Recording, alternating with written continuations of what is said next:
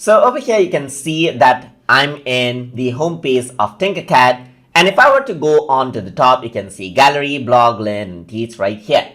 If I were to click on the profile channel right here, so if I were to click on the profile icon, you can see that I got certain options.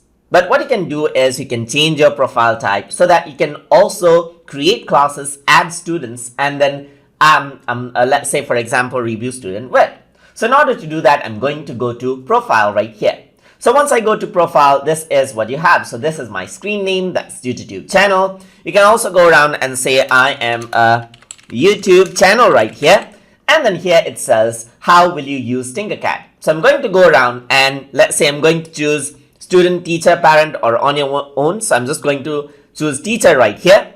I'm going to say I'm an educator, and then let's say let's go. So once I do that, what happens is that now my account has been changed into a teacher account. And similarly, if you want to change your account type, you can simply do so from here. So let me just click save changes, and then over here I'm in the teacher account. So if I were to go around right here onto Tinkercad, let's say for example, I will have option. Let me just go to profile again, and let's select teacher right here. I'm an educator, let's go. So now you can see that there's classes as an extra feature right here.